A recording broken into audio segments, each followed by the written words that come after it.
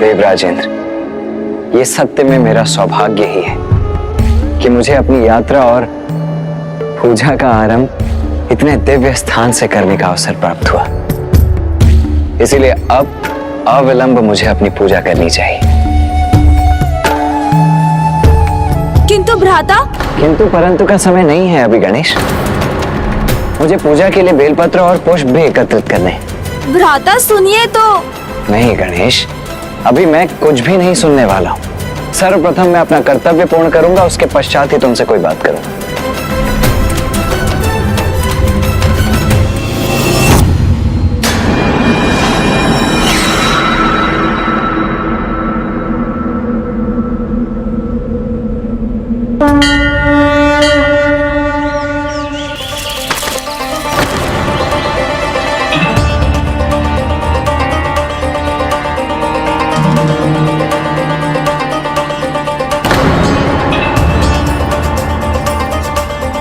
ये पुष्प कहां चले गए?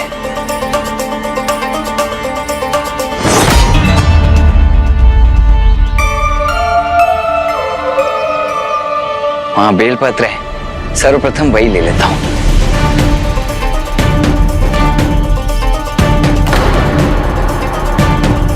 बेलपत्र भी अदृश्य हो गए। ये कौन है? कहीं कोई असुर तो नहीं है?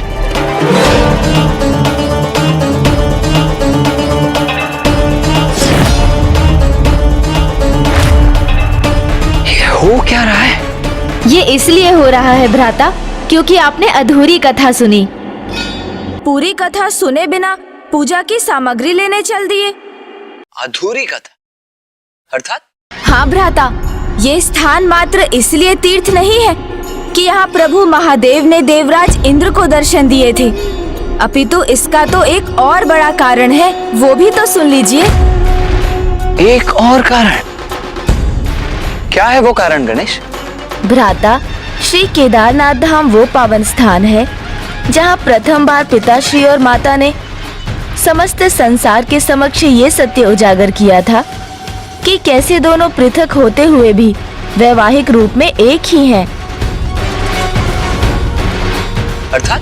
यही वो स्थान है जहाँ देह रूप में पिताश्री और माँ एकाकार हुए और सर्वप्रथम अर्धनारीश्वर के रूप में प्रकट हुए।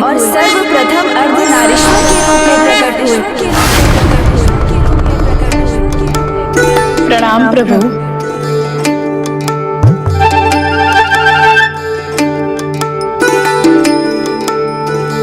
संस्कारी, सुशील, सर्वगुण संपन्न है कुमारी देवसेना। कैलाश को ऐसी एक युक्त पुत्रवधू की आवश्यकता है। पता मेरा मन तो अधीर व्याकुल हुआ जा रहा है उन्हें यह बताने के लिए कि वही गणेश जी की होने वाली भाभी और माता आपकी पुत्रवधू हैं। मैं समझ सकती हूँ नंदी जी, किंतु अभी हमें थोड़ा धीरज रखना होगा। पुत्र कार्तिकेय ने अभी विवाह के लिए अपनी स्वीकृति नहीं दी है।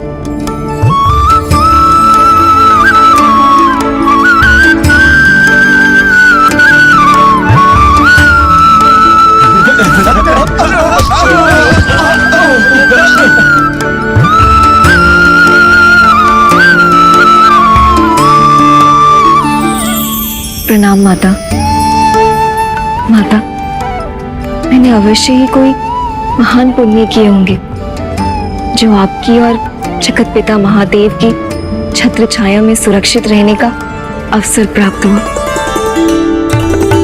ये मेरा परम सौभाग्य है जो मुझे आपका स्नेह प्राप्त करने का अवसर मिला माँ। अरे अब तो तेलात्मी तत्लत आया और माता का आशीर्वाद आप में सदैव रहेगा। तोतला जी, क्या क्या कह रहे हैं ये गण? अच्छा है कि तोतला जी को समझना बिल्कुल भी सरल नहीं। माता, ये क्या बोल रहे हैं और सभी मुझे इतनी उत्सुकता से क्यों देख रहे हैं? पुत्री, इनके कहने का अर्थ है कि कैलाश की छत्र छाया और मेरा स्नेह सदा तुम्हें प्राप्त होगा।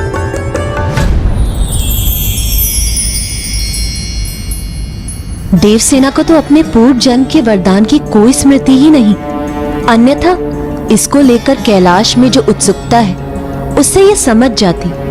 हम इसे अपने होने वाली पुत्र वधू के रूप में देख रहे हैं, किंतु इसके मन में भी कार्तिकेय के भांति विवाह को लेकर कहीं अनिच्छा तो नहीं? माता, मैं आपकी कुछ सहायता करूं?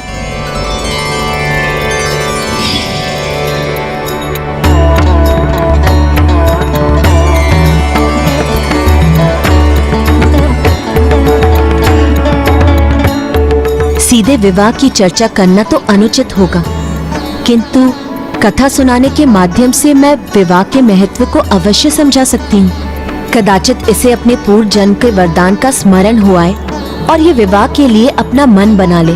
तब तक गणेश भी अपने भ्राता को मना लेगा।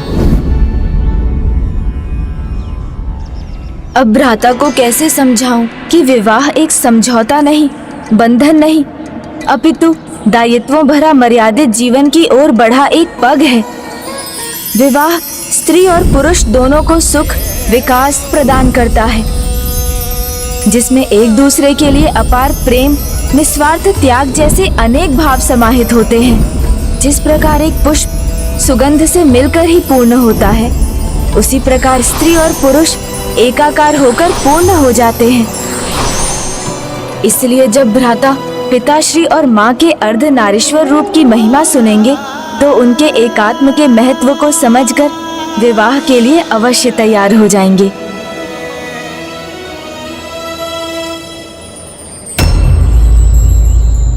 अब फिर किस विचार में डूब गए हो तुम गणेश?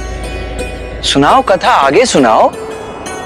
किस प्रकार पिताश्री और माँ ने अर्धनारीश्वर रूप धारण किया? अवश्य सुनाऊंगा भ्राता, किंतु सर्वप्रथम आपको मेरे एक प्रश्न का उत्तर देना होगा।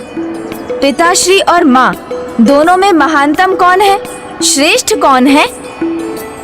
माता, इस प्रश्न का उत्तर भला कोई कैसे दे सकता है? स्त्री और पुरुष एक ही तत्व के दो रूप हैं। इसीलिए एक ही तत्व के दो भागों में कौन श्रेष्ठ है, ये भला कोई कैसे कह सकता है? पिताश्री और माँ दोनों श्रेष्ठता के चरम हैं गणेश। तुम मुझे शब्दों में उलझा रहे हो। नहीं भ्राता, इस प्रश्न का अर्धनारीश्वर की कथा से विशेष जुड़ाव है, क्योंकि अर्धनारीश्वर की कथा का ऐसे एक भक्त से संबंध है जो प्रभु महादेव को ही श्रेष्ठतम माना करता था।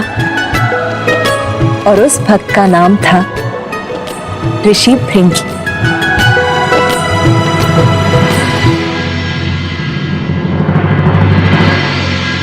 ओम नमः शिवाय।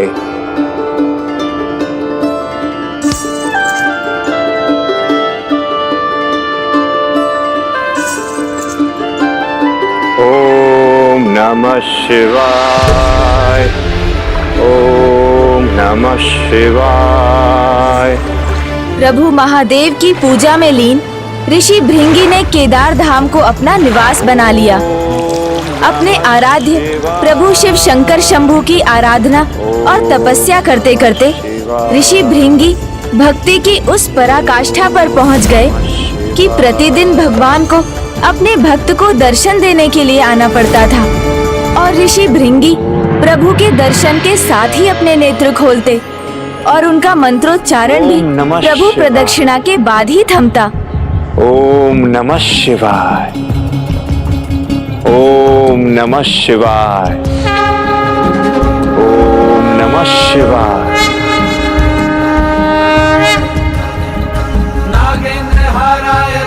ओम नमः शिवाय।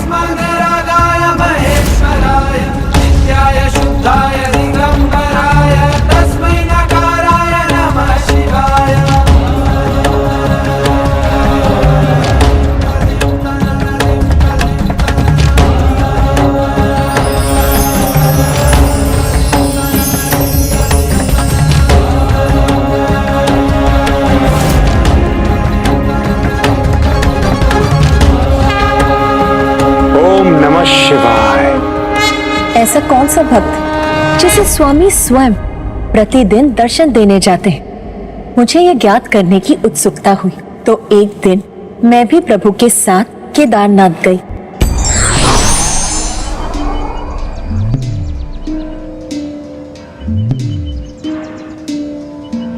प्रणाम प्रभु।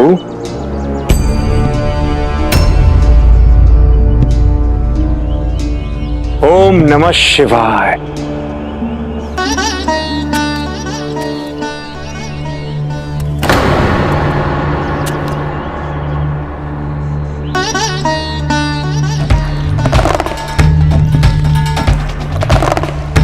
ओम नमः शिवाय।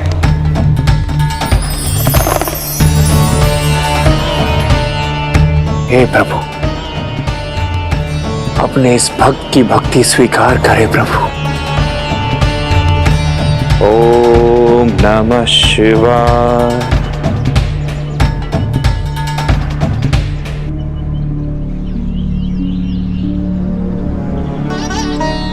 ओम नमः शिवाय।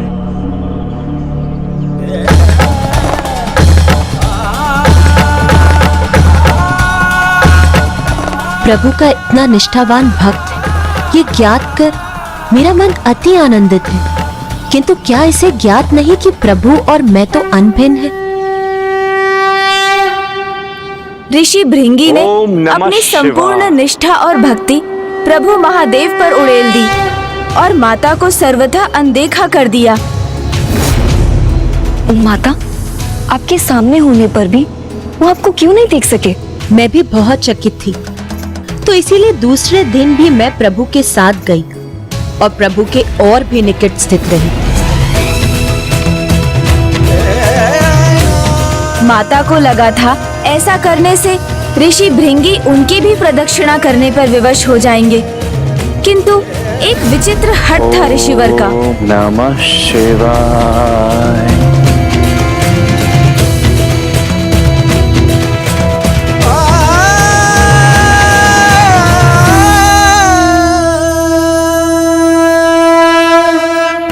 अर्थात मैंने उचित ही समझा था। ऋषि भृंगी को मेरी भक्ति में कोई रुचि नहीं। माँ ने ऋषिवर को अपनी भूल सुधारने के और भी अवसर दिए, वो पिताश्री के और भी निकट स्थित हो जाती, किंतु ऋषिवर ने अपने हठ का परित्याग नहीं किया। वो एकमात्र प्रभु महादेव की प्रदक्षिणा करने का कोई ना कोई उपाय ढूंढ ही लेते थे।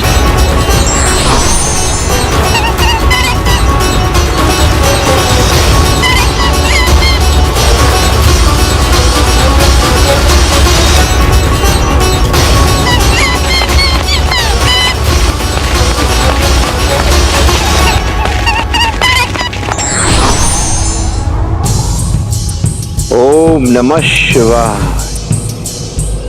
अगले दिवस माता ने इतना स्थान भी रिक्त नहीं छोड़ा कि एक नेवला भी उसमें से निकल सके।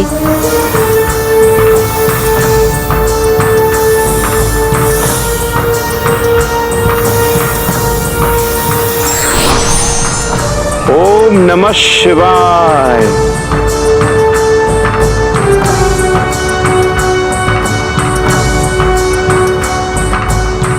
अंततः एक दिन माता ने निर्णय लिया कि वो प्रभु महादेव के अत्यंत निकट बैठेंगी, जिससे ऋषि भृंगी को उन दोनों के मध्य से निकलने का कोई स्थान प्राप्त ना हो।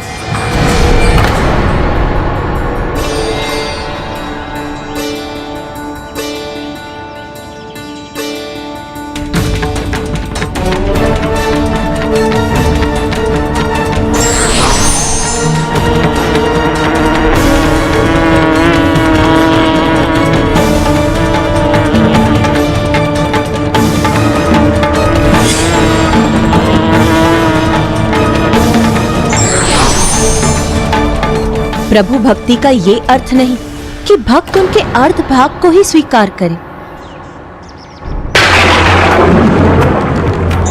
ओम नमः शिवाय।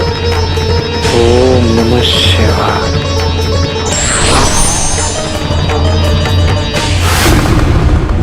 आपके क्रोध का कारण मुझे ज्ञात है प्रिय। कभी कभी भक्त अपने आराध्य की भक्ति में इतने लीन हो जाते हैं कि वो अन्य किसी को स्वीकार ही नहीं कर पाते। वो आपके प्रति निष्ठावान है। ऋषि भृंगी आपके बड़े भक्त हैं। मैं इसीलिए क्रोधित नहीं हूँ स्वामी। मेरे दुख का कारण है कि आपके भक्त होने पर भी वो आपकी अर्धांगिनी का तिरस्कार क्यों कर रहे हैं स्वामी?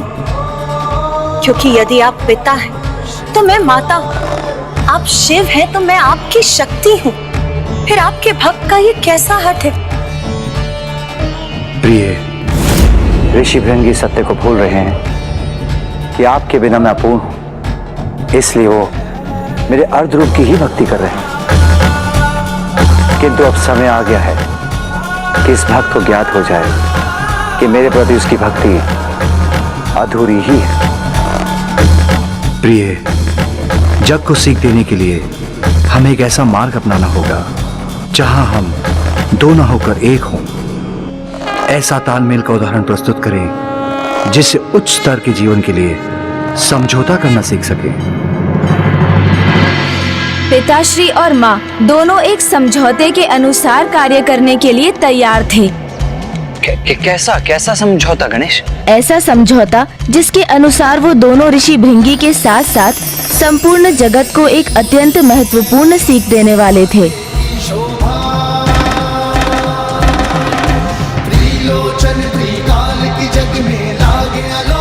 ओम नमः शिवाय।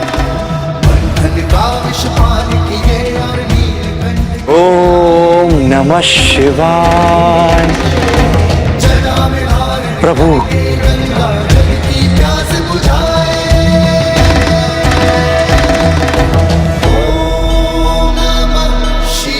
ओम नमः शिवाय।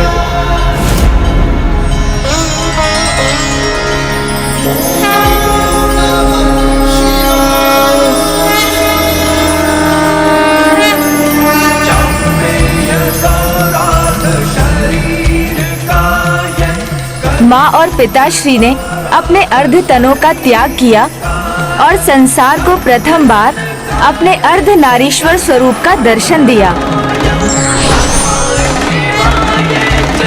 ओम नमः शिवाय।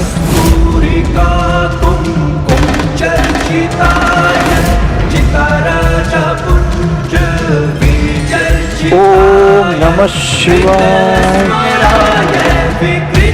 ओम नमः शिवाय।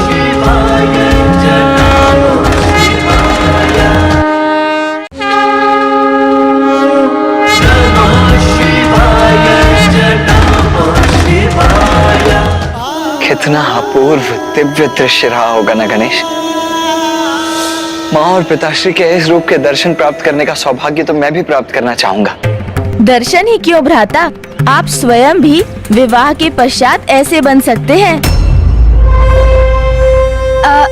मेरा अर्थ है, यदि आप जीवन साझा करें तो किसी के साथ रहना वो तो अच्छा होता है ना। हम भले ही कितने ही सामर्थ्यवान क्यों ना हो, किंतु कभी कभी किसी और का हमारे जीवन में होना हमें और भी आगे जाने के लिए उत्साहित करता है, हमें निखार कर हमारे श्रेष्ठतम स्वरूप को बाहर लाता है। जैसे माँ और पिताश्री का ये महान महिमामयी अर्ध नारीश्वर स्वरूप।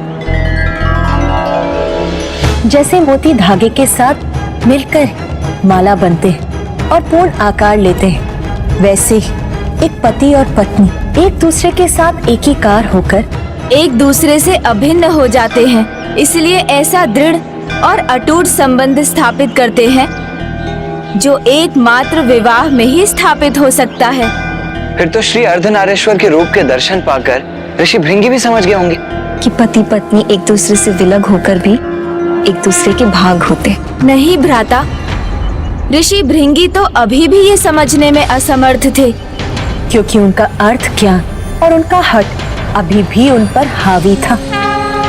प्रभु और माता के दिव्य अर्ध नारीश्वर स्वरूप के दर्शन पाकर भी ऋषि भृंगी ने माता को देखकर भी अनदेखा ही किया और मात्र पिताश्री की प्रदक्षिणा करने के लिए एक मूषक का रूप धारण कर वो उन दोनों के मध्य कुतर कर मार्ग बनाने वाले थे।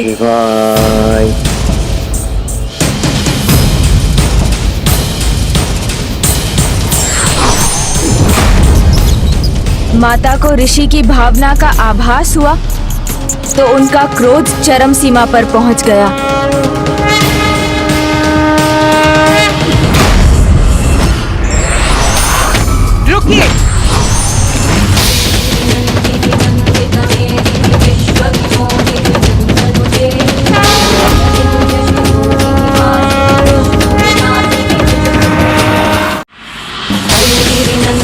भगवान के लिए भक्त भी पुत्र समान ही होते हैं।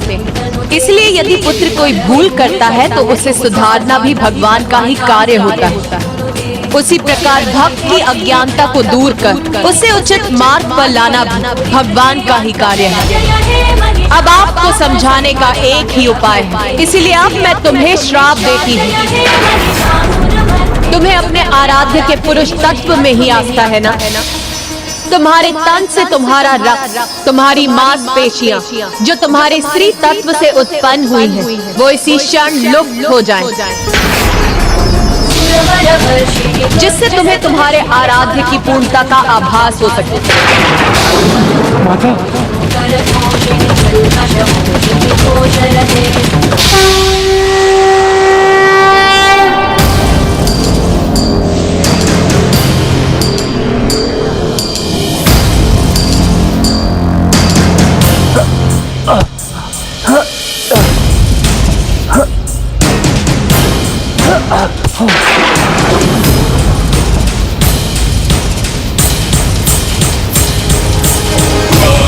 सर्वभूतेषु शक्तिरूपेण संस्थितः।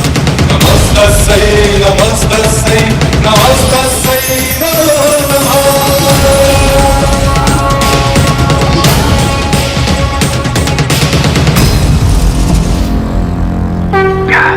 क्षमा करें माता, मैं पूर्व में नहीं समझ पाया कि आप दोनों एक दूसरे के बिना अपूर्ण है माता।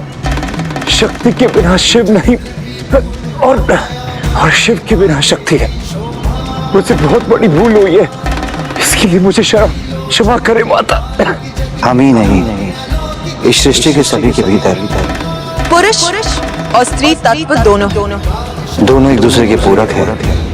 और जब विवाह उपरांत स्त्री और पुरुष एक साथ आते हैं तो पति पत्नी के रूप में अर्धनारीश्वर जागृत होता है और वो एक दूसरे से अभिन्न हो जाते हैं। इसमें दाहिने हाथ पर पुरुष और बाईने हाथ पर स्त्री तत्व होता है, जिसमें से एक का भी ना होना उन्हें अपूर्ण कर देता है। अज्ञानतावश आपके इस भक्त से बहुत बड़ी भूल हुई है। मैं आपको नहीं, अपने आराध्य प्रभु महादेव के अर्धभाग को अपमानित करने का अपराध किया है माता। क्षमा करे माता, क्षमा करे माता, क्षमा करे।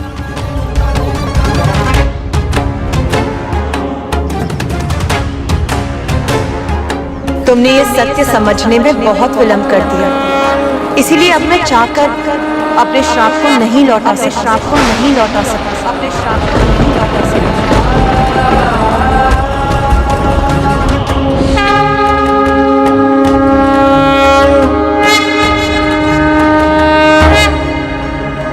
क्षमा करे माता, क्षमा करे माता, क्षमा करे।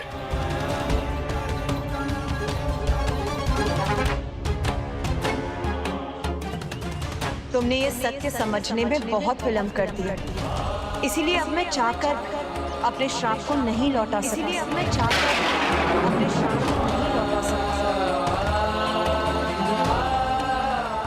किंतु तुम महादेव के श्रेष्ठतम भक्त हो, इसीलिए मैं तुम्हारे श्राप के प्रभाव को कम करने का प्रयास अवश्य करूंगी।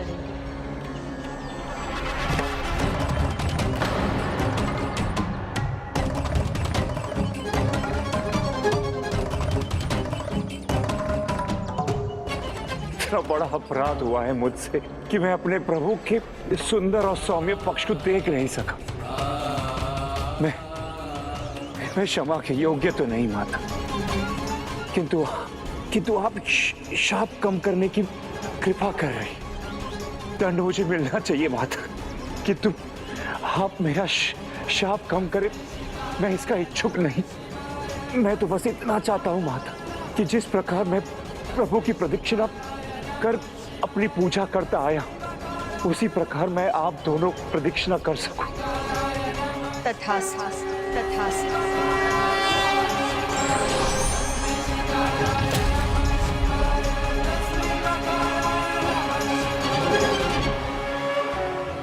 ओम अर्धनारीश्वराय नमः।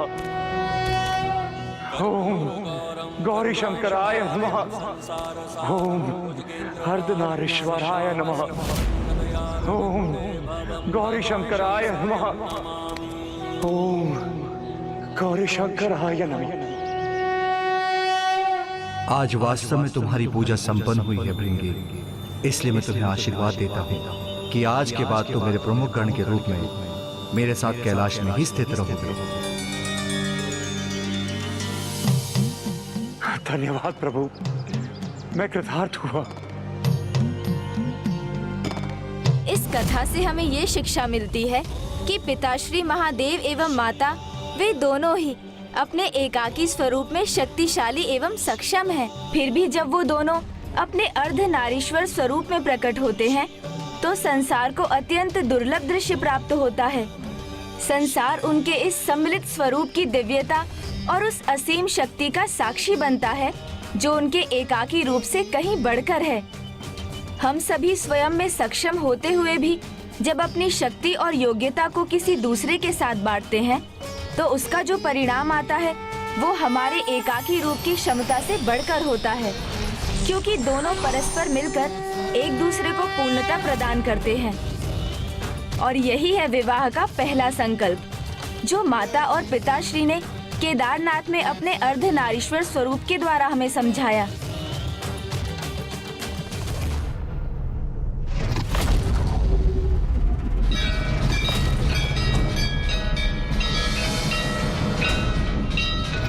मयूरन भाखड़, ये क्या हो रहा है? इस दिव्य स्थान में प्रवेश करना कठिन है। हाँ, यहाँ दूर रहकर इनके रहस्य ज्ञात करेंगे हम। तीर्थ व्रतोद्यापन यज्ञ कर्म मया सहैव प्रिय वयम कुर्वे वामांग मायामी तदा तृतीयम प्रवीति वाक्यम प्रथमम कुमारी, जिसका अर्थ है पति को सदा अपनी पत्नी और पत्नी को सदा अपने पति को किसी भी तीर्थ, यज्ञ अथवा सभी बड़े और छोटे कार्यों में भागी बनाना चाहिए, जिससे वो अर्धनारीश्वर के समान एकीकार होकर अपनी संपूर्णता में उस कर्म का फल प्राप्त कर सकें।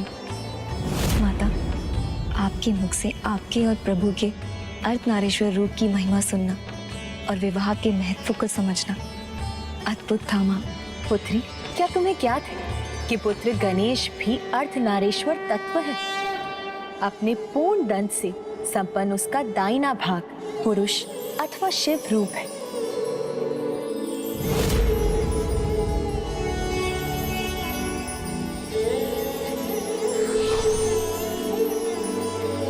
माता, आपके छोटे पुत्र गणेश जी की यह महिमा जानकर हम अत्यंत आनंदित हैं, किंतु आपके बड़े पुत्र देव सेनापति कुमार कार्तिकेय जी? मैं पुत्र गणेश को लेकर नहीं, अभी तो पुत्र कार्तिकेय के ही भावी जीवन को लेकर विचार मग्न। वो पूर्ण रूप से अपने पिता के ही समान,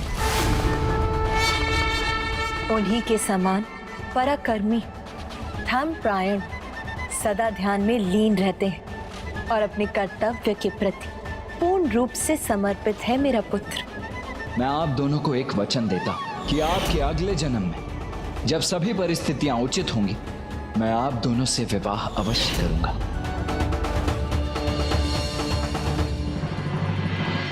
भ्राता, किस विचार में डूब गए? कहीं आप भी अपने विवाह के बाद स्वयं को पूर्ण करने के विचार में तो नहीं? नहीं नहीं नहीं नहीं नहीं, नहीं, ऐसा कुछ भी नहीं है। मैं तो बस माँ और पिताश्री के अर्धनारीश्वर रूप के विचार में था, और अब हमें भी प्रभु केदारनाथ की पूजा पूर्ण कर प्रभु अर्धनारीश्वर के दर्शन पाने का प्रयास करना चाहिए, जिसके लिए मुझे पुष्प और बेलपत्र एकत्र करने जाना है। तुम तो यहीं थे, फिर तुमने ये सब कब एकत्रित कर लिया? बस आपसे पहले ही भ्राता, मैंने आपके पहुंचने के पहले ही पुष्पों और बेलपत्रों को एकत्रित कर लिया था।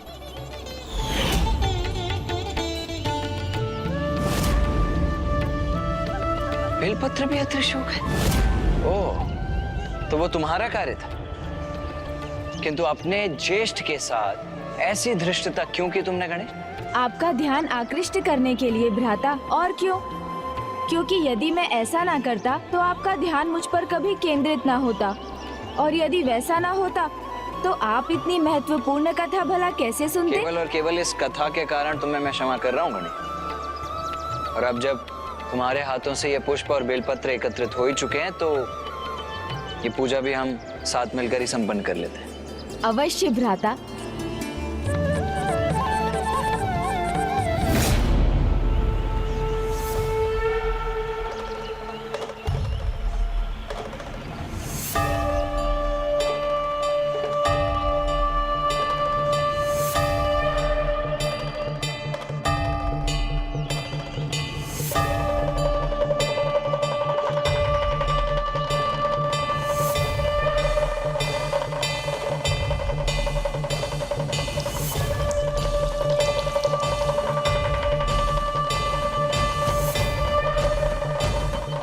हे प्रभु गौरी शंकर, कृपा कर हमें भी अपने भव्य अर्धनारीश्वर रूप में दर्शन प्रदान करें।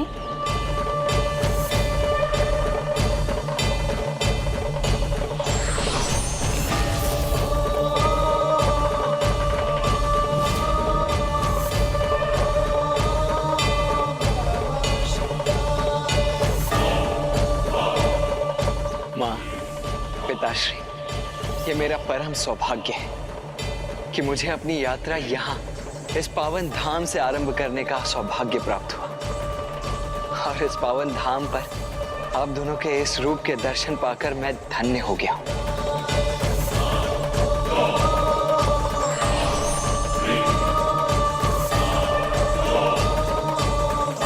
तुम्हारा आरंभ यहाँ हुआ है पुत्र, किंतु यात्रा के अनोखो पड़ाव है जिनमें भांति भांति की कठिनाइयों को पार कर तुम्हें आगे बढ़ना होगा। तभी तुम उन शक्तियों को प्राप्त कर सकोगे जिनसे सूरपद्मन का वध संभव होगा।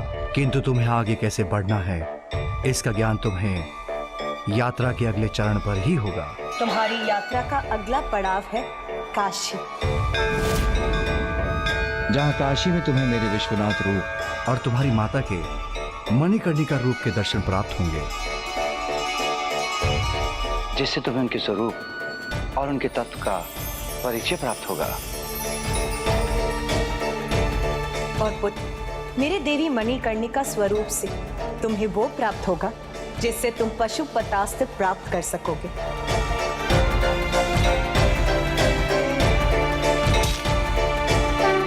कल्याण होगा।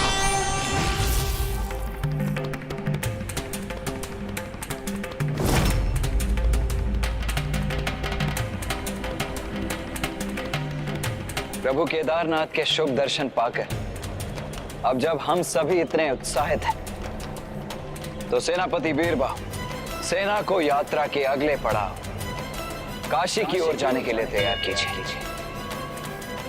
पिताश्री की सर्वाधिक प्रिय काशी।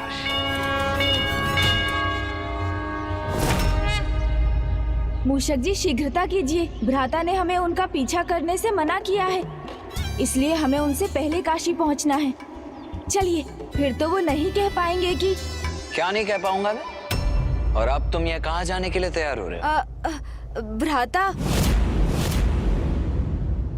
ये असुर यहाँ क्या कर रहे हैं? कहीं ये हमारा भेद ज्ञात करने तो नहीं आए?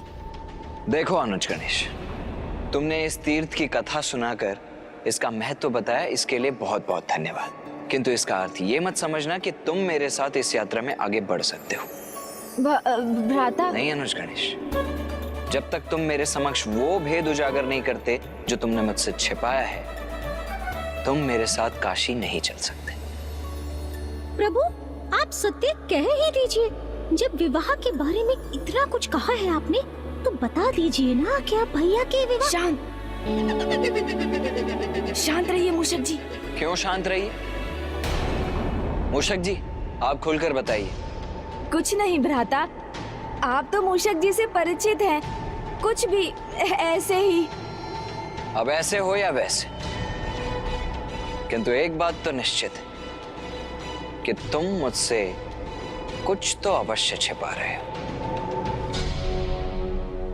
इसीलिए तुम मेरे साथ आगे नहीं जाओगे। भ्राता,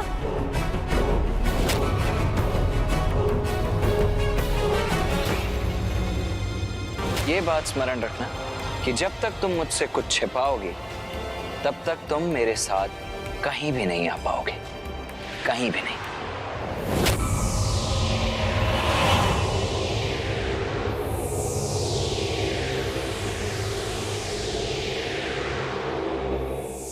स्मरण रखना कि जब तक तुम मुझसे कुछ छिपाओगे तब तक तुम मेरे साथ कहीं भी नहीं आ पाओगे। बालक हैं ये, बालकों की भांति एक दूसरे से विवाद कर रहे हैं। महासुरसुरा पद्म को मुझे इनकी गुप्तचरी करने के लिए नहीं, इसका अंत करने के लिए भेजना चाहिए था। मेरा आदेश सुना ना तुमने अनुज? तुम मेरे साथ कहीं नहीं आओ। किंतु भ्राता, कहीं नहीं। प्रभु, आपने भ्राता के साथ चलने का तनिक भी हट नहीं किया। नहीं आऊंगा भ्राता, क्योंकि मुझे यहाँ एक अन्य कार्य संपन्न करना है। माता मणिकर्णिका से एक महत्वपूर्ण आशीष पाने जा रहे हैं भ्राता। उनके मार्ग में ये बाधा बने मुझे स्वीकार नहीं। ये दुष्ट यहाँ सुरा पद्मन का भेदिया बनकर आया अवश्य है, किंतु ये जाएगा हमारा सेवक बनकर। तो प्रभु, इसकी योजना भी आपने सोच ही ली होगी।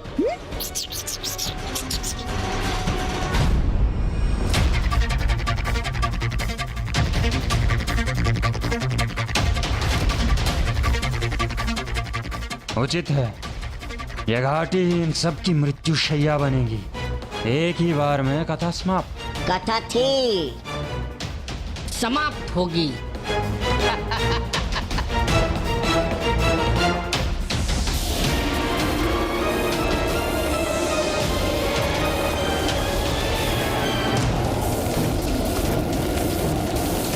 दब जाएंगे, कुचले जाएंगे इसके नीचे।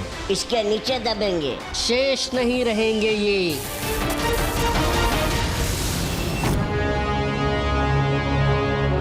क्या हुआ? ये कण जिन पर मेरा बाखन का नियंत्रण था, ये बिखर कैसे गए? थोड़ा प्रयास करता हूँ।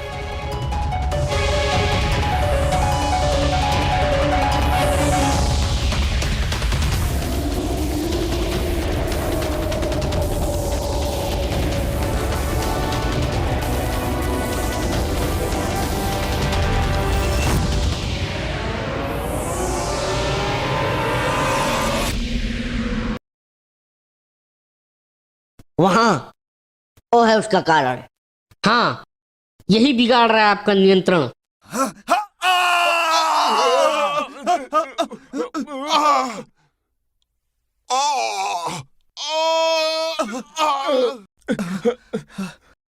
इतनी शक्ति, ये कैसे संभव है? आपका सेवक हूँ, किंतु कदाचित भूल तो आपसे हो रही है। ये बालक नहीं, कहीं उससे अधिक है।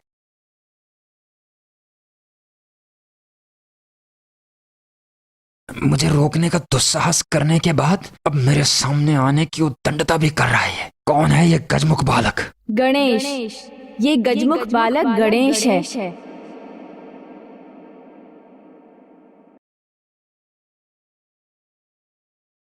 मैं क्या सोच रहा था, इसे कैसे ज्ञात हुआ? इसका परिचय किसने पूछा? तुम्हारे स्वामी ने। उसने पूछा मेरा परिचय। मैं सबके विचार पढ़ता हूँ और इसने तो मेरे विचार पढ़ लिए। अद्भुत शक्ति का स्वामी है, मुझे सतर्क रहना होगा। अवश्य सतर्क तो होना ही चाहिए, किंतु तुम चिंता मत करो, मैं हूं ना तुम्हारे साथ। तुमने सेना पर हमारा आक्रमण रोका, हमें आहत किया, और अब कह रहे हो कि हमारे साथ हो। हाँ, तुम समझे नहीं, किंतु तुम्हें तिनके के समान पछाड़कर तुम्हारी रक्षा की है मैंने, क्योंकि यदि मैं तुम्हें नहीं रोकता तो मेरे अग्रज के सामने पहुंच जाते तुम, और उनकी शक्ति का तो तुम अनुमान भी नहीं लगा सकते। मैंने तो अपनी श्वास से तुम्हें पीछे भेजा, किंतु उनकी तो दृष्टि के सामने भी नहीं टिक पाते तुम। ओह, तुम तो शत्रु हो, तुम्हारा विश्वास क्यों करें हम? मत करो विश्वास, तुम्हारी इच्छा है। पर इतना जान लो कि भ्राता कार्तिकेय ही वो महायोद्धा हैं जिन्होंने अपने एक ही बार से क्रौंच पर्वत के साथ तुम्हारे बलशाली योद्धा गजमुखन का भी अंत किया था। वो इतने शक्तिशाली हैं कि उनके भय से मैं स्वयं उनके साथ नहीं जा रहा हूँ। हाँ, ये तो सुना था मैंने। उसने बहुत कठोर शब्दों में तुम्हें उससे दूर रहने को कहा था। और तुम उनका अंत करना चाहते थे? क्यों? उनका अंत करने का प्रयास करने ही आए थे ना तुम? हाँ।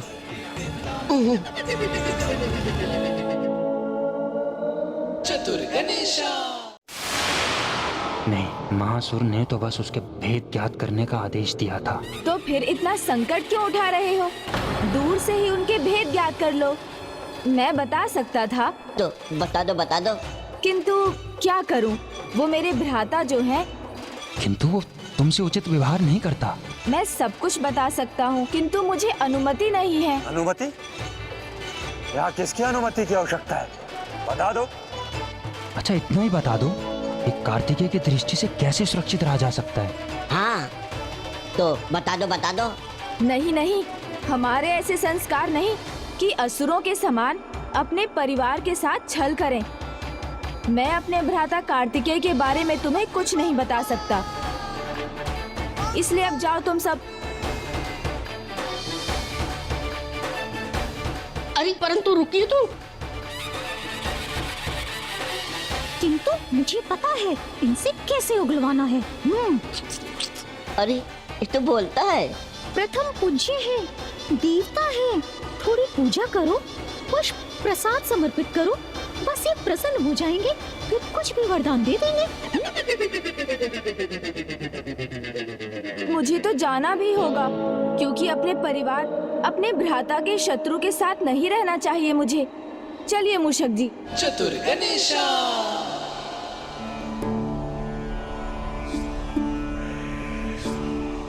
पूजा कीजिए। हाँ हाँ भाकन महाराज, पूजा कीजिए। एक गजमुख महाराज सब बता देंगे।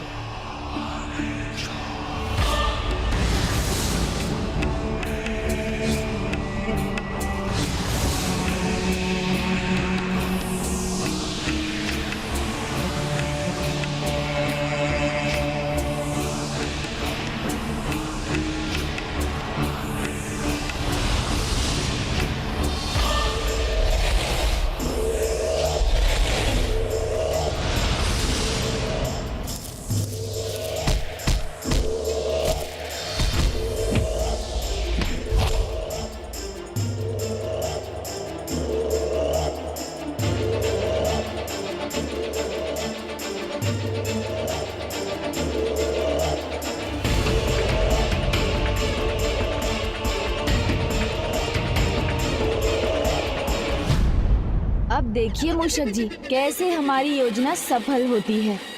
ये आए तो है असुर बनकर, किंतु जाएंगे हमारे भक्त बनकर। मैं इन असुरों को भ्राता के मार्ग का बाधा कदापि नहीं बनने दूंगा। तो प्रभु, प्रभु, तो प्रभु।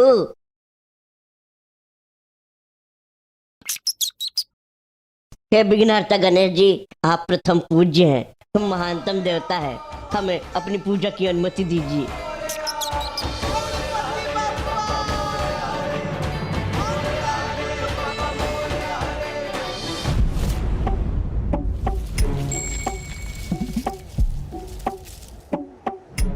तो प्रभु चलिए आसन ग्रहण कीजिए। प्रभु,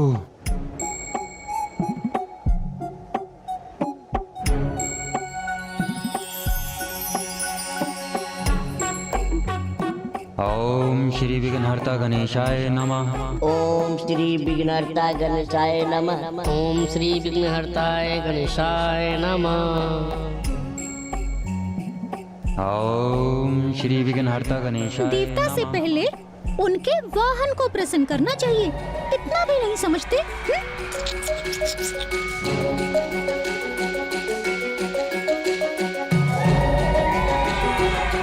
हेलो।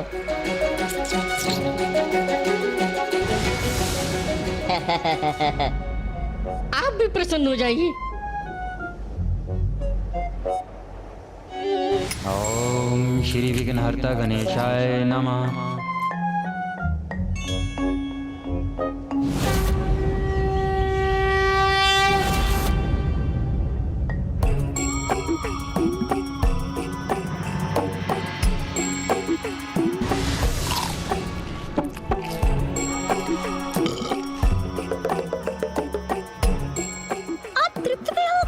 इतनी शीघ्र प्रभु, तुमने प्रसाद से प्रभु को तृप्त कर दिया।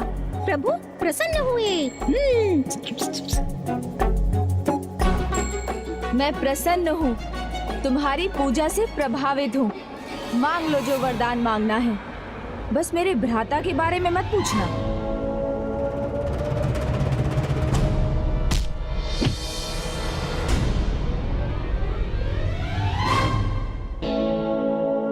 नहीं नहीं प्रभु, आपकी पूजा की, इतनी सेवा की, अब आपको हमें इतना वरदान तो देना ही होगा। देना ही होगा वरदान।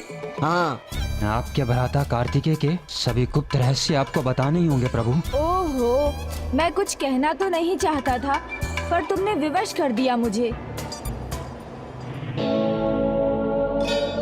भ्राता काशी गए हैं, जहाँ माता मणिकर्णिका से उन्हें वो प्राप्त होगा जिससे वो असुर राज सुरापद्मन का वध कर सकेंगे।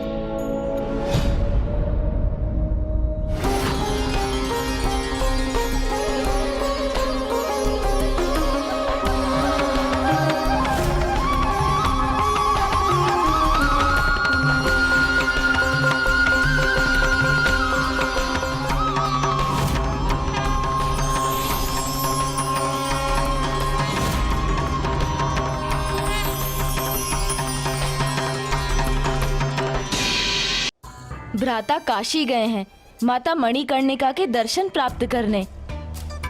जब वहाँ से लौट आएंगे तब मैं सब कुछ बता दूंगा।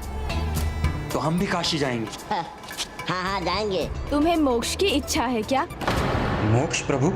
जो मृत्यु उपरांत प्राप्त होता है। जब भ्राता कार्तिकेय मात्र अपनी दृष्टि से तुम्हारा अंत कर सकते हैं, तो फिर माता मणिकर्णिका तो माता है, वहाँ उनके क्षेत्र में प्रवेश भी किया ना, तो फिर क्या होगा कौन जाने।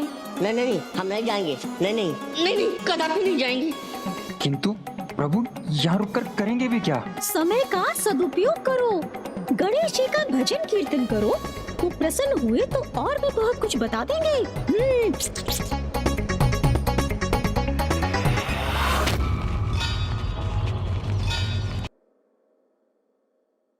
भ्राता तो अब काशी पहुँचने वाले हैं, मुझे शीघ्र जाना चाहिए।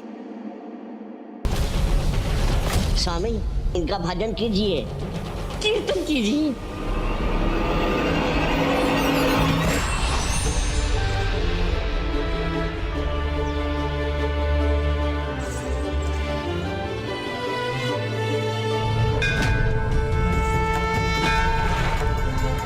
हम काशी में हैं।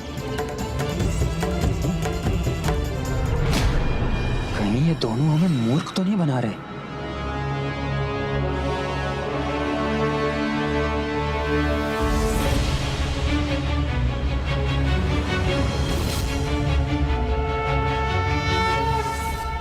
दिव्य काशी नगर में प्रवेश से पूर्व काशी के रक्षक प्रभु काल भैरव के दर्शन ही नहीं, उनकी अनुमति भी आवश्यक है। उचित कहा गणेश।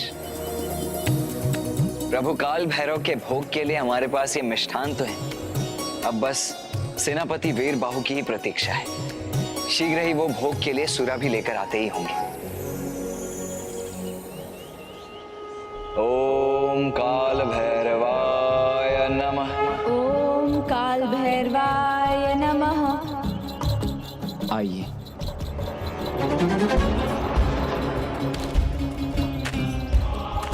सेनापति वीर बाहु, मुझे काल भैरव के भोग के लिए सुरा यहाँ कहीं प्राप्त न हो सका। यदि बाबा काल भैरव प्रसन्न हो तो देव सेनापति कुमार कार्तिकेय की आगे की यात्रा संभव कैसे होगी? हे बाबा काल भैरव, कृपा कीजिए कि भ्राता कार्तिकेय अपनी यात्रा संपन्न कर सके। कोई बात नहीं सेनापति वीर बाहु, आइए हम आगे बढ़ते हैं।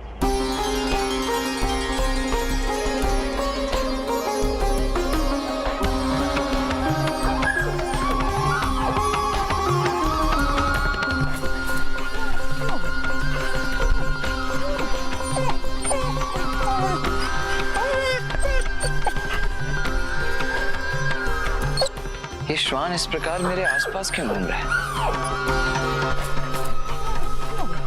चलो चलो यहाँ से, ये तुम्हारे लिए नहीं है।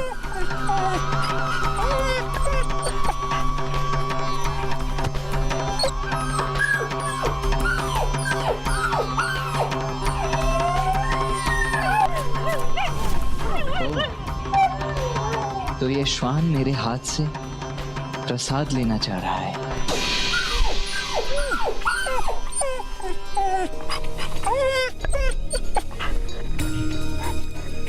भ्राता खाली हाथ ही बाबा के पास जाएंगे?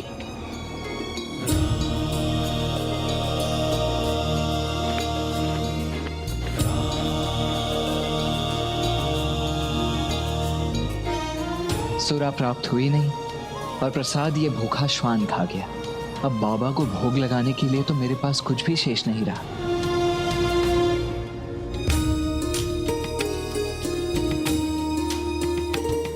आइए देव भाई।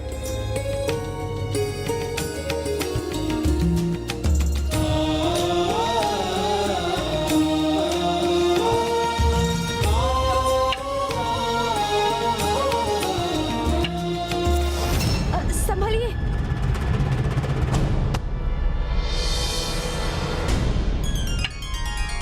पहले वो काला श्वान और अभी अघोरी बाबा कहाँ से प्रकट हुए?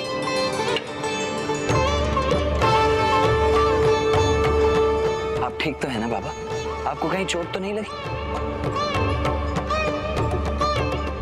उचित है, अब आप यहाँ विश्राम कीजिए और मुझे आज्ञा दीजिए। भैरव पुत्र, भैरव बाबा हैं वो, उनके दर्शन के लिए जा रहे हो और उन्हें समर्पित करने के लिए तुम्हारे पास कोई भोग वस्तु भी नहीं है। उचित कहा बाबा आपने। मेरे पास भोग के लिए तो कोई भी वस्तु नहीं है, किंतु उससे भी अधिक अमूल्य कुछ है, मेरी निश्चल भक्ति और मेरी निष्ठा। अद्भुत, मैं तुमसे बहुत प्रसन्न हुआ।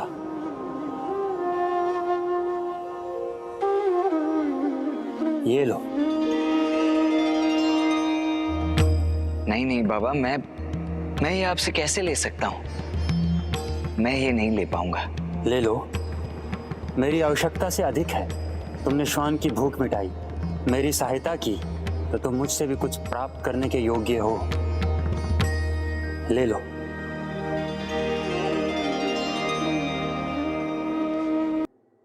आपका बहुत बहुत धन्यवाद बाबा। मात्र संयोग नहीं है ये, इसके पीछे अवश्य कोई दिव्य कारण है।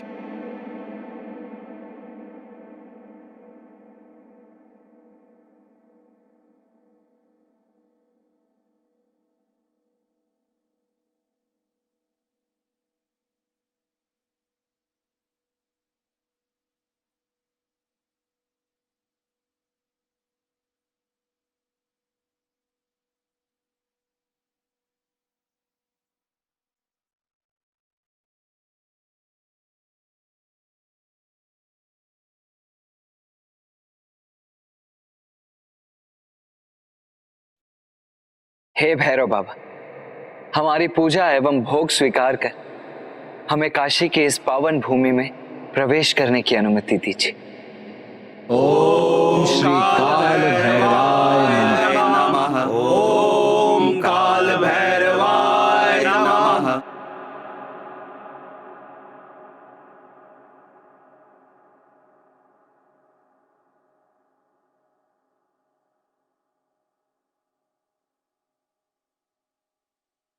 ये तो वही बाबा हैं जिनसे बाहर भेंट हुई थी।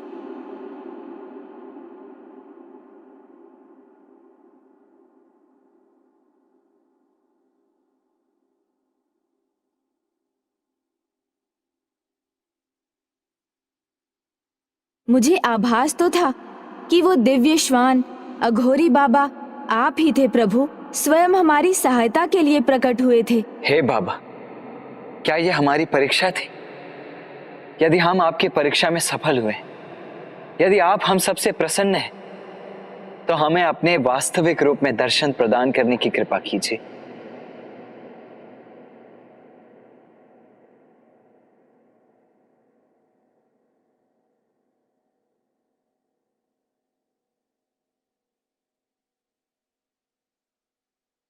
प्रणाम प्रभु। प्रणाम प्रभु। कल्याण हो। आपके दर्शन पाकर हम कृतार्थ हो गए। मैं तुम्हें अनुमति देता हूँ। तुम काशी में प्रवेश कर अपनी यात्रा का ये पड़ाव संपन्न कर सकते हो। यदि यहाँ आपके लिए सब कुछ कुशल रहा तो शीघ्र आपको देवी मणिकर्णिका के दर्शन होंगे। किंतु सर्वप्रथम काशी के स्वामी बाबा विश्वनाथ के दर्शन कीजिए। ये उनकी पंच भोग आरती का समय है। ओहो, देखो गजानन को, जितना विवाद कर रहा था अपने भ्राता के साथ, उतना ही उसके साथ भी है। ये भेद तो ज्ञात करना ही होगा। यह यात्रा कुमार कार्तिकेय के लिए इतनी महत्वपूर्ण क्यों है? इसका कुछ रहस्य तो अवश्य है। जय गणेश देवा, माता जाकी पार्वती, पिता महादेवा। जय गणेश जय गणेश जय गणेश। भजन कीर्तन जहाँ होने लगे वहाँ कोई असुर भला कैसे सोच विचार कर सकता है? जय गणेश देवा, माता जाकी पार्वती, पिता महादेवा। जय गणेश जय गणेश जय गणेश देवा। इन मेघों को भी अभी उत्पन्न होना था। जय गणेश जय गणेश देवा। रुको! माता जाकी पार्वती, पिता महादेवा। जय गणेश जय गणेश जय गणेश देवा। माता जाकी पार्वती, पिता महादेवा। शांत हो जाओ। जय गणेश।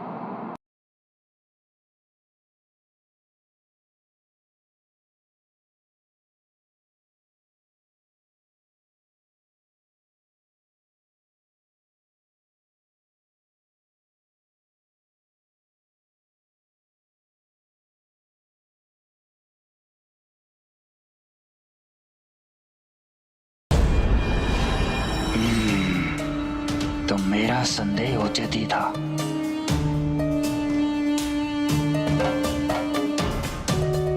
इतनी तैयारी, इतनी व्यवस्था, अवश्य इस यात्रा के पीछे कोई विशेष प्रयोजन है।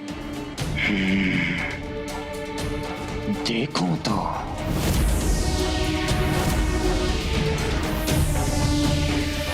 सावधान सावधान सावधान करना पड़ा ना हमें, ये स्मरण कराने के लिए कि गणेश जी ने क्या कहा था काशी को लेकर के। जब भ्राता कार्तिकेय मात्र अपनी दृष्टि से तुम्हारा अंत कर सकते हैं, तो फिर माता मणिकर्णिका तो माता है, वहाँ उनके क्षेत्र में प्रवेश भी किया ना, तो फिर क्या होगा कौन जाने। और ये भी कैसे भूल जाए क्या किया था उन्होंने हमारे साथ।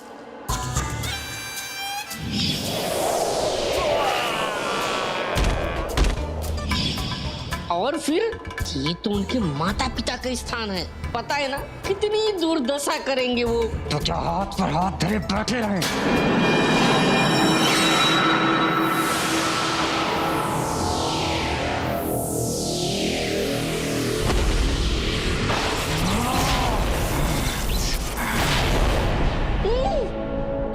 जय गणेश जय गणेश जय गणेश देवा।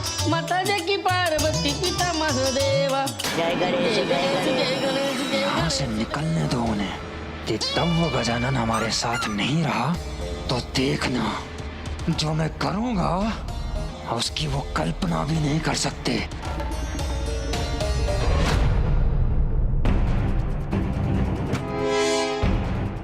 मुझे किसी ऐसे स्थान पर रहना होगा जहां से सदा इन दोनों पर अपनी दृष्टि रख सकूं। कुछ तो अवश्य है इस यात्रा का उद्देश्य।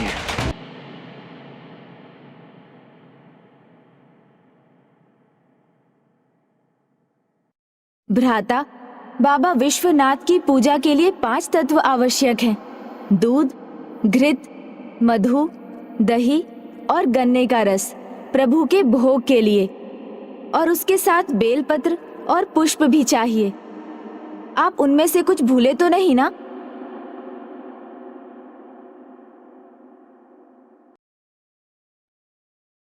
नहीं गणेश, मैं कुछ भी नहीं भूला। पूजा के लिए जो कुछ अनिवार्य है वो सब कुछ ले चुका हूं और अब बस केवल प्रभु दर्शन पाना चाहता हूं। भज बाबा विश्वनाथ, भज बाबा विश्वनाथ, भज बाबा विश्वनाथ, विश्वनाथ, भज बाबा विश्वनाथ, भज बाबा विश्वनाथ।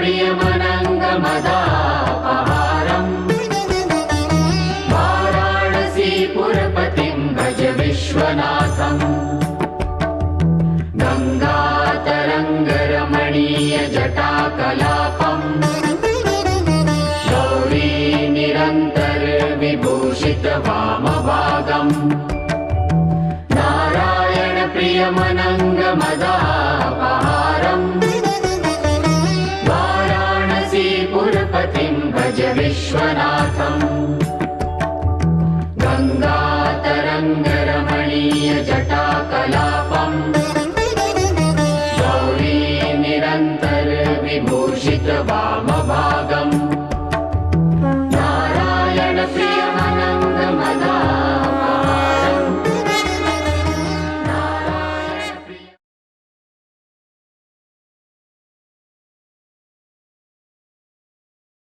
हे बाबा विश्वनाथ, आपका कोटि कोटि धन्यवाद कि मेरी इस यात्रा में आपने अपने दुर्लभ दर्शन मुझे प्रदान करने की कृपा की। पुत्र, ये तुम्हारा दूसरा पड़ाव है इस यात्रा का, जिसके अंतिम पड़ाव को संपन्न करने के उपरांत ही तुम्हें वो पाशुपतास्त्र प्राप्त होगा, जिससे तुम सूरपद्मन को पराजित कर सकोगे। काशी की तुम्हारी यात्रा देवी मणिकर्णिका के दर्शन प्राप्त करने के बाद ही संपन्न हो। हे बाबा विश्वनाथ, अब मुझे आशीष दीजिए कि मैं माता मणिकर्णिका को प्रसन्न कर उनके भी दर्शन प्राप्त कर सकूं।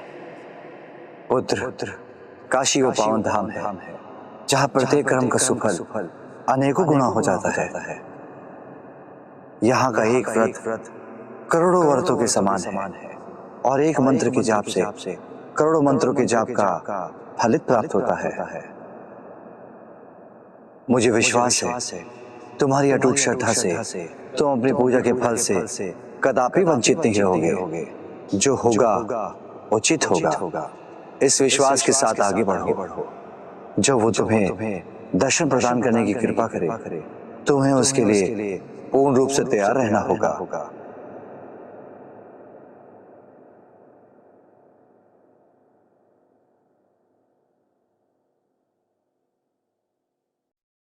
देवराज, आप क्यों चिंतित हो उठे? क्षमा कीजिए प्रभु, माता मणिकर्णिका तो मृत्यु की देवी और वो अत्यंत उग्र, माता महाकाली के समान वो भी रक्तपान करती, तो फिर उन्हें प्रसन्न करना बहुत ही कठिन होगा। उचित समय पर उचित कार्य करने से ही सुफल प्राप्त होता है। इसलिए आप सभी दिन के मध्य के पूर्व देवी मणिकर्णिका के सामने पहुंचिए, क्योंकि तब आपको वो महान दिव्य दृश्य दिखाई देगा जो सर्वथा अनुपम होगा। और स्मरण रखिए, जब कोई कार्य पूर्ण विश्वास और अपनी सफलता पर बिना संदेह किया जाता है, वो पूर्ण होकर ही रहता है।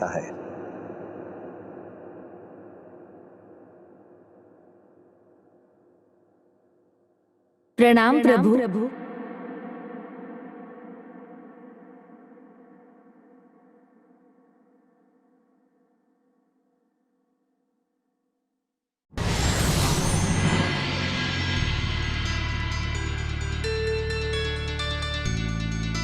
जैसा प्रभु ने कहा उसके अनुसार हमें शीघ्र आगे बढ़ना चाहिए, तभी तो हम दिन के मध्य के पहले वहां पहुंचकर उस दिव्य दृश्य के साक्षी बन सकेंगे। और आशा है कि माता मणिकर्णिका की कथा सुनाकर मैं भ्राता को विवाह के दूसरे संकल्प के बारे में समझा सकूंगा, जिससे वो विवाह के लिए अवश्य तैयार हो जाएंगे। जय गणेश जय गणेश जय गणेश देवा, माता जकी पार्वती पिता महादेवा।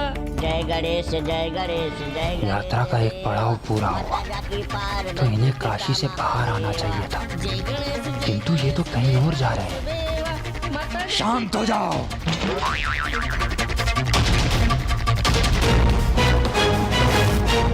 बाधाएं कितनी भी आए, अपना कार्य तो मैं करूंगा ही।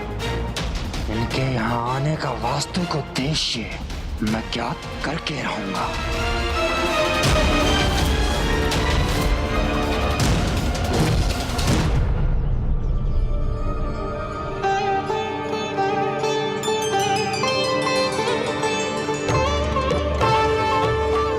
भ्राता, अभी दिन का मध्य भी नहीं हुआ है और वो देखिए, हम माँ मणिकर्णिका घाट पर पहुँच भी गए।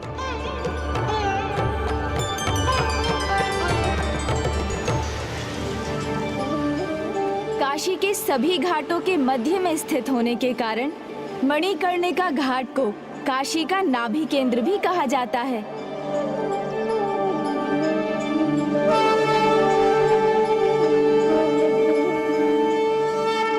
हाँ अनुज गणेश, यहाँ माता मणिकर्णिका के निकट दिव्यता के बढ़ने का एक अद्भुत आभास हो रहा है मुझे। भ्राता, काशी जैसे अत्यंत पावन धाम में भी यदि कोई सर्वाधिक पावन स्थान है तो वो यही है, क्योंकि यही वो स्थान है जहाँ श्री हरि नारायण के चक्र के प्रयोग के उपरांत माता सती की मणि जड़ित करने का यहाँ आकर गिरी थी।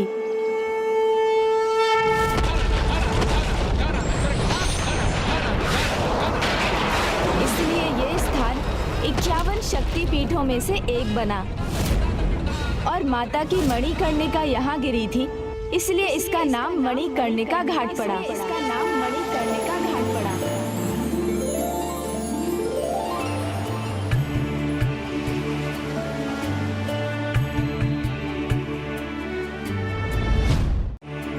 यहाँ माँ विशालाक्षी के रूप में माता की पूजा होती है।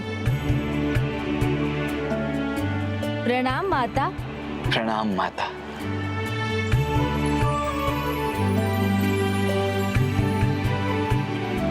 किंतु गणेश, हमें माता मणिकर्णिका के दर्शन कहाँ प्राप्त होंगे? आइए भ्राता, मैं आपको वहाँ भी ले चलता हूँ, मणिकर्णिका के दिव्य कुंड पर।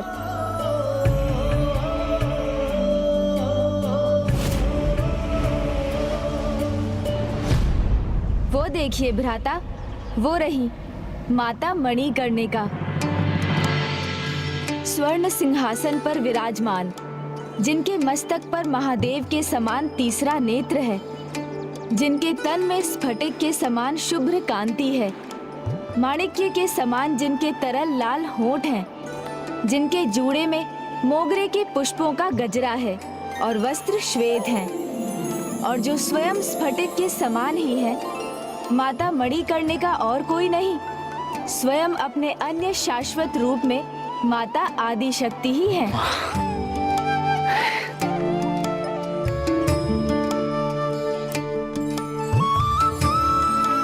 माता के इस चतुर्भुज रूप में उन्होंने काला कमल पुष्प और डंब फल धारण किया हुआ है। नीचे के हाथ सदैव पश्चिम अर्थात काशी विश्वनाथ मंदिर की दिशा में नमस्कार की मुद्रा में जुड़े हुए हैं। उनके खुले नेत्र सदैव प्रभु दर्शन के लिए लालायित हैं। हर दिन भोर में ब्रह्म मुहूर्त के समय सर्वप्रथम माता ही प्रभु विश्वनाथ के दर्शन करने जाती हैं। बाबा विश्वनाथ के नेत्र भी माता मणिकर्णिका की ओर ही हैं, जो माता पार्वती की ही रूप हैं। उनके प्रत्येक रूप में माता प्रभु महादेव की और प्रभु महादेव माता के ही तो हैं। दोनों में एक दूसरे के प्रति अपार अगाध स्नेह है, समान रूप से एक दूसरे के प्रति सम्मान और परस्पर निष्ठा से समर्पित हैं, और यही उनके संबंध की सुंदरता है और यही उनके अटूट जुड़ाव का आधार है। ऐसा संबंध जिसमें दोनों भागीदार एक दूसरे के प्रति सच्ची निष्ठा रखें और सदा एक दूसरे का ध्यान रखें, ऐसा अनूठा संबंध विवाह का ही परिणाम होता है। अनुज गणेश, अब हमें माता मणिकर्णिका की कथा सुनाओ। हाँ, अवश्य सुनाऊंगा भ्राता। मुझे आशा है कि ये कथा सुनकर आपके मन में भी विवाह के प्रति सकारात्मक भावना उत्पन्न हो। माता मणिकर्णिका और बाबा विश्वनाथ समान रूप से एक दूसरे के प्रति निष्ठावान हैं।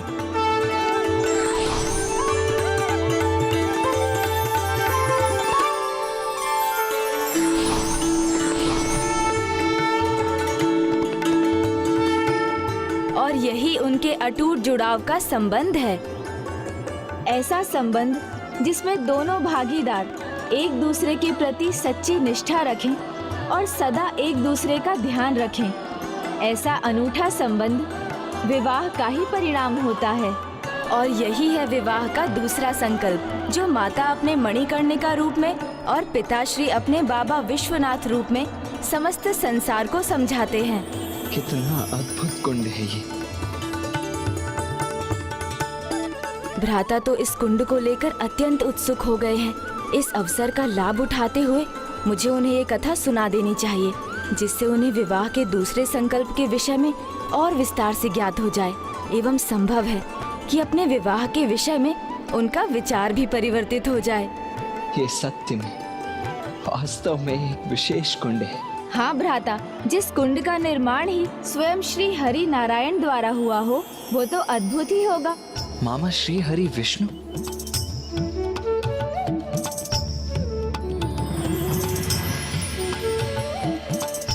गणेश, अभी दिन का मध्य होने में समय शेष है, तो उसका सदुपयोग कर मुझे इस कुंड की कथा क्यों नहीं सुनाते तुम? अवश्य भ्राता। अभी तक आपने मणिकर्णिका घाट की महिमा गाथा सुनी, अब इस दिव्य मणिकर्णिका कुंड की कथा भी सुनिए।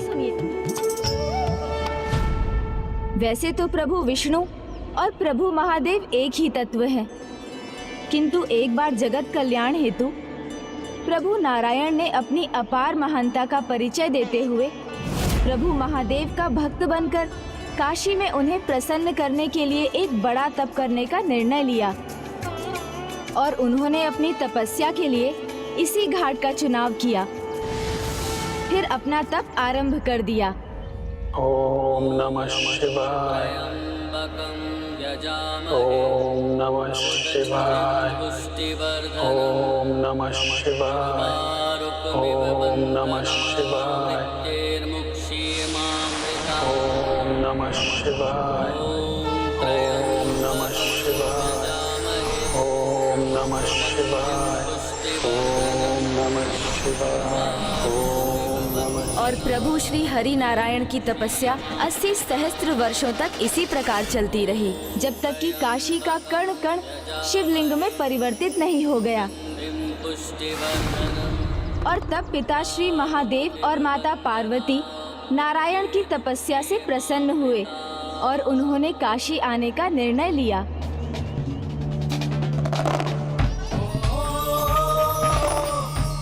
मेरे आराध्य महादेव और देवी पार्वती आ रही, अंततः वो मुझे दर्शन देने आ रहे हैं। वो किसी भी क्षण यहाँ आते ही होंगे, किंतु उनका किस प्रकार स्वागत करूं?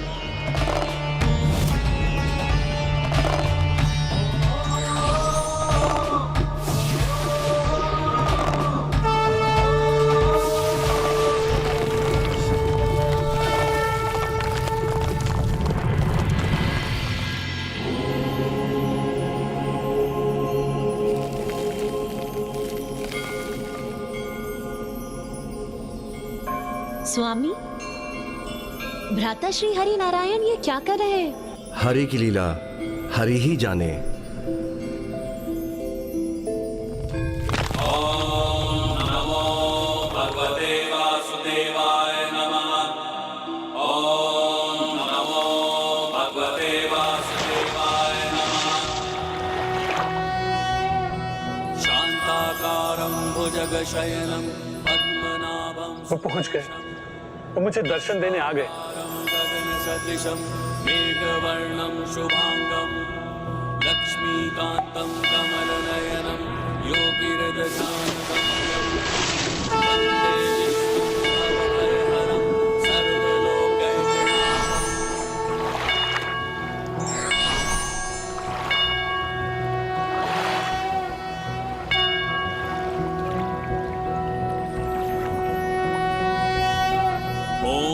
खड्गं चक्रगदेषु चापपरिघात्रशूलं भुशुण्डिं शिरः शङ्खं सन्दधतिं करे स्त्रीनयनां सर्वाङ्गभूषावृतां। प्रणाम महादेव, मेरा आराध्य। प्रणाम देवी पार्वती। प्रणाम भ्राता। हे गौरी शंकर, मेरी तपस्या सफल बनाने के लिए और मुझे दर्शन प्रदान करने के लिए आपको कोटि कोटि धन्यवाद। धन्य तो आपने किया है मुझे नारायण। मेरे आराध्य होकर भी सहस्र वर्षों तक आपने मेरी तपस्या की। आपने अपने तप से काशी की भूमि को और पवित्र कर दिया है। मेरी इस प्रिय काशी नगरी में प्रत्येक कंकड़ को शंकर जो बना दिया है आपने। नहीं प्रभु, ये तो आप ही की कृपा है, आप ही की लीला है। मेरी तो एकमात्र इच्छा है कि काशी सदैव सुरक्षित रहे, उस पर महाप्रलय का भी कोई प्रभाव न हो और महादेव के इस पावन स्थान में मणिकर्णिका घाट पर स्थित ये शक्तिपीठ न केवल मनुष्य के लिए अपितु सभी देवताओं और ऋषियों के लिए भी तीर्थ बने।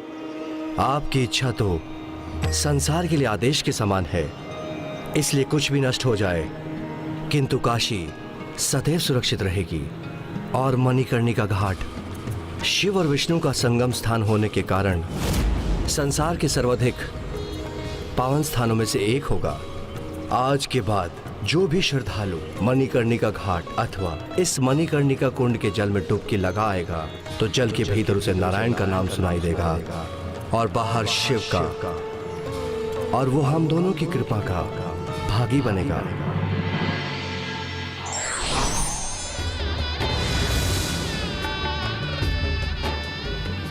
प्रभु नारायण की इच्छा पूर्ण करने के लिए पिताश्री और माता ने स्वयं इस कुंड में 3 डुबकियां लगाकर इस कुंड की महिमा में वृद्धि की।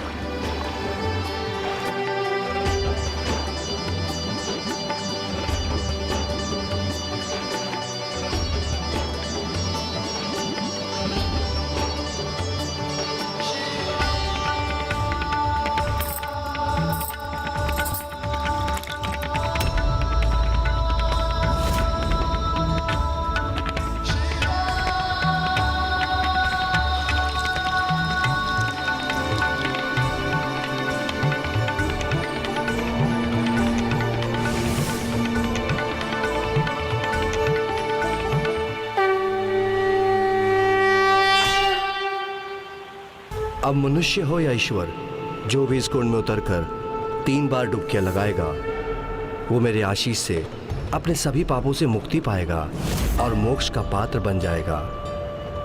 मेरी इच्छा पूर्ण करने के लिए कोटि कोटि धन्यवाद प्रभु। मैंने प्रभु से जो मांगा वो मैंने पा लिया। अब मुझे वो कर्णिका देने की अनुमति दीजिए जो आपने कुंड में खोई थी। भ्राता, जो भी होता है उसके पीछे एक कारण होता है। आप उस कर्णिका को वहीं रहने दीजिए। अब जब वो मणिकर्णिका इस कुंड में गिरी है जिसे आपने स्वयं अपने चक्र से बनाया है, इसीलिए आज से उसे चक्र पुष्करणी मणिकर्णिका बुलाया जाएगा। मणिकर्णिका बुलाया जाएगा और मैं स्वयं 12 वर्ष की आदि शक्ति मोक्ष की देवी मणिकर्णिका के रूप में इस कुंड के निकट स्थित रहूंगी, जिससे मैं यहाँ आने वाले प्रत्येक श्रद्धालु को सुख, समृद्धि, संतान, आत्मिक और वैवाहिक सुख के साथ मोक्ष पाने में सहायक बनूंगी। इसलिए आज के बाद से काशी मोक्ष थली भी रहेगी और चक्र पुष्करणी मणिकर्णिका की महिमा अनंत काल तक रहेगी। मैंने जितना मांगा था प्रभु ने उससे कहीं अधिक मुझे दिया है, इसलिए केवल मैं ही नहीं सभी देवी देवता कृतार्थ हुए। ये चक्र पुष्करणी मणिकर्णिका कुंड महानतम कुंड बन गया और उस दिन प्रभु और माता के उस कुंड में स्नान के बाद प्रतिदिन मध्याह्न में सभी देवता और सप्त ऋषि मणिकर्णिका घाट के इस पावन मणिकर्णिका कुंड में स्नान करने आते हैं और तब से लेकर अभी तक ये क्रम निरंतर सुचारू रूप से चल रहा है भ्राता।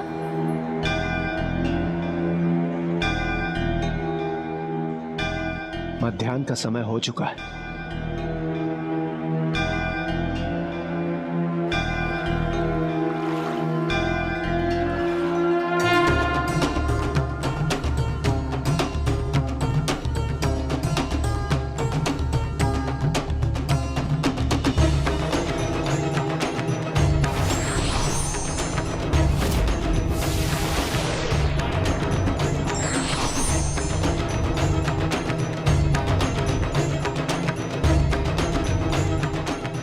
दिव्य,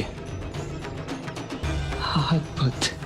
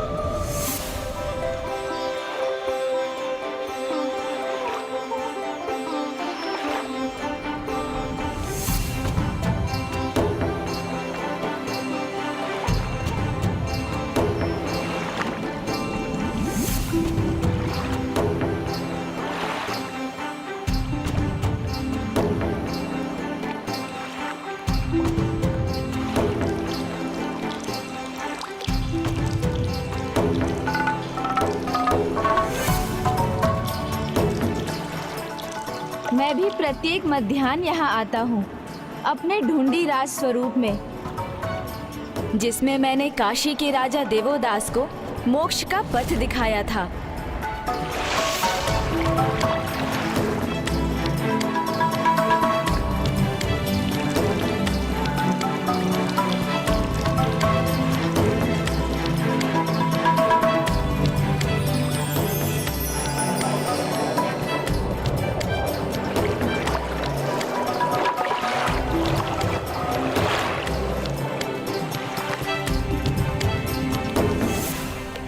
जब सभी देवताओं का आचमन पूर्ण होता है तो माता मणिकर्णिका का नित्य प्रतिदिन वहां उपस्थित होकर महादेव के माथे पर स्थित अर्धचंद्र से उभरते प्रकाश पुंज को एकत्र कर स्वयं आचमन करती हैं।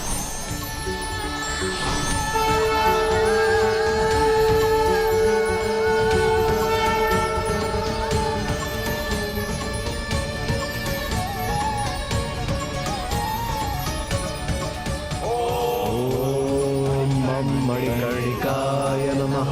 ओम मम मणिकर्णिकाय नमः।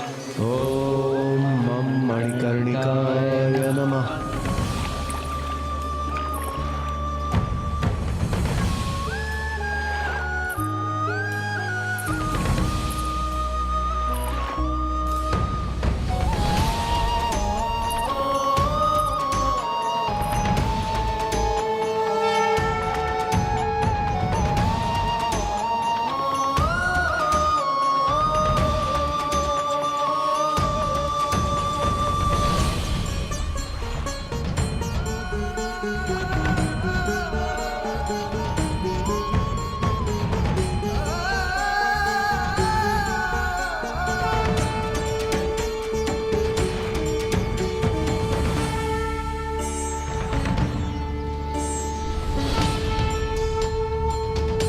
कितना अद्भुत और अनोखा है माता मणिकर्णिका और बाबा विश्वनाथ का ये संबंध। एक ओर जहाँ माता संपूर्ण निष्ठा के साथ बाबा विश्वनाथ के दर्शन की प्रतीक्षा करती हैं, वहीं दूसरी ओर बाबा विश्वनाथ भी बिना भूले प्रतिदिन दोपहर में माता के समक्ष आचमन कर उन्हें दर्शन प्रदान करते हैं। ऐसा कर ये दोनों संसार को भक्ति और समर्पण की अनूठी सीख प्रदान करते हैं। माँ, हमें तो अपूर्ण दर्शनों का ही लाभ हुआ गणेश।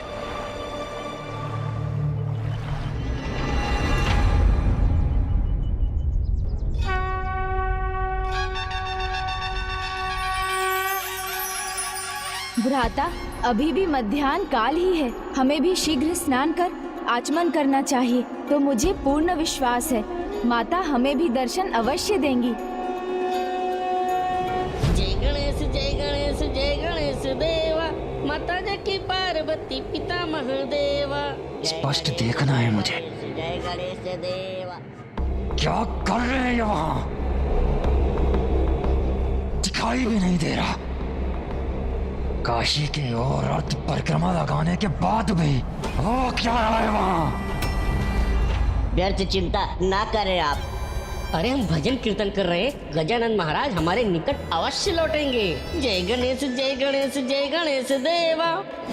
देवताओं पर तनिक भी विश्वास नहीं है मुझे। अब आगे क्या करना है जानता हूं मैं।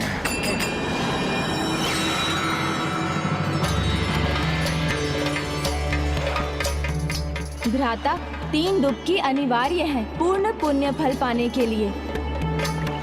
जय प्रभु विश्वनाथ, जय माता मणिकर्णिका।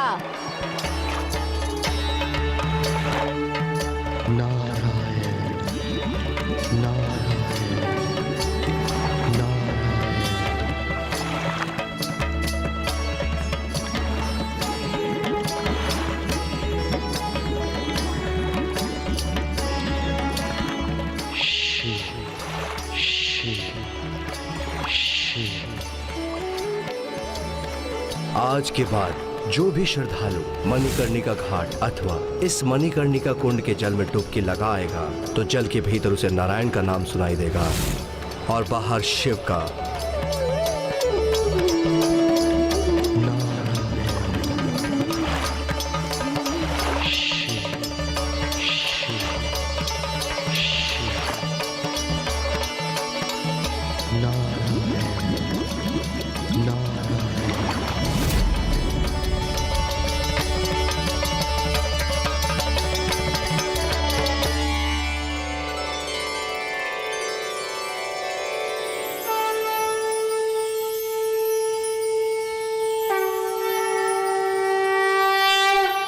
हे माता मणिकर्णिका, आपकी उपस्थिति काशी के लिए तो आशीष के समान है।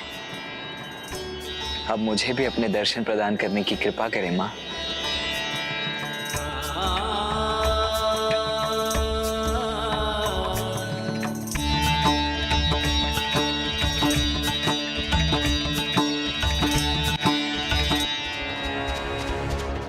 यदि यहाँ आपके लिए सब कुछ कुशल रहा तो शीघ्र आपको देवी मणिकर्णिका के दर्शन होंगे।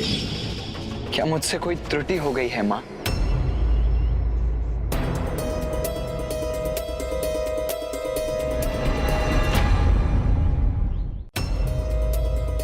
भ्राता, आपको स्मरण है प्रभु विश्वनाथ ने मंत्र जाप को लेकर क्या कहा था?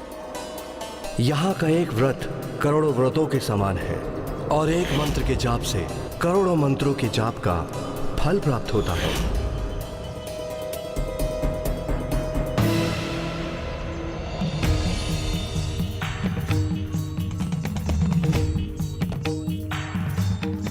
ओम मणिकर्णिके नमः। ओम मणिकर्णिकाय नमः। ओम मणिकर्णिकाय नमः।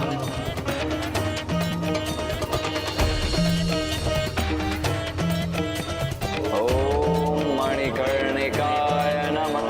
ओम मणिकर्णिके नमः। ओम मणिकर्णिकाय नमः। ओम मणिकर्णिकाय नमः। ओम मणिकर्णिकाय नमः। ओम मणिकर्णिकाय नमः। ओम मणिकर्णिकाय नमः।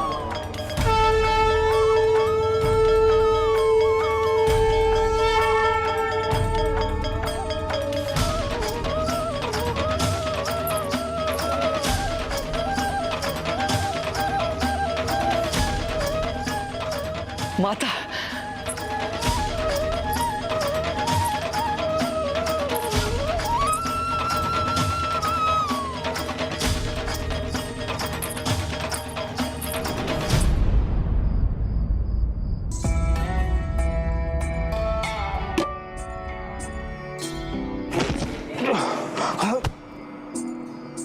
माँ, माँ, माँ।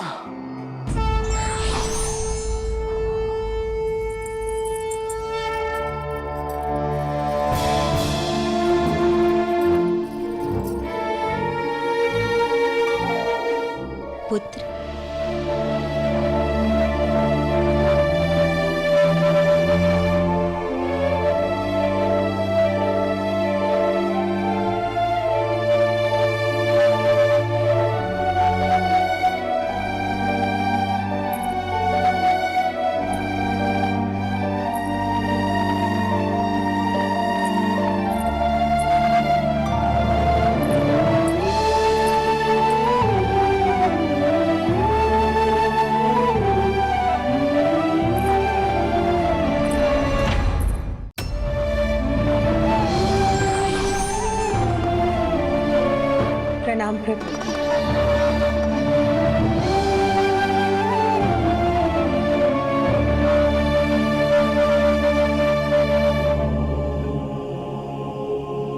राम श्री राम श्री राम।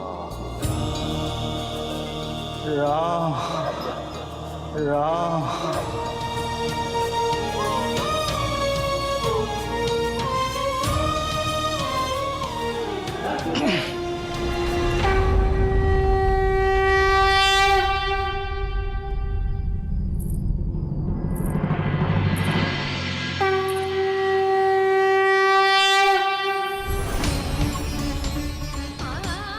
प्रणाम माता विशालाक्षी, प्रभु विश्वनाथ और प्रभु ढूंढीराज।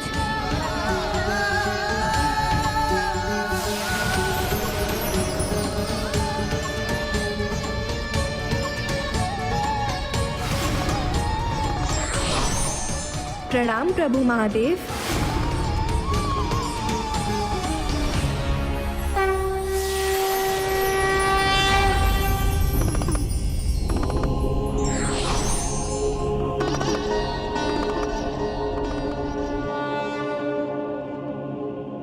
अब आप समझे देवराज इंद्र, माता मणिकर्णिका मृत्यु की नहीं, मोक्ष की देवी देवराज। यही इनका वास्तविक तत्व है।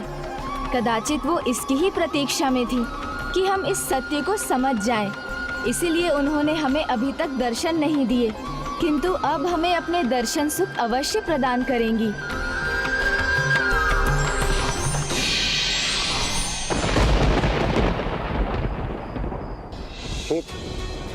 माता ने तो हमें पुनः दर्शन नहीं थे।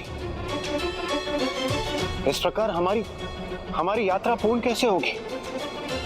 फिर सेनापति कुमार कार्तिकेय, आप वो शक्ति कैसे प्राप्त कर सकेंगे जिससे आपको पशुपतास्त्र प्राप्त होगा?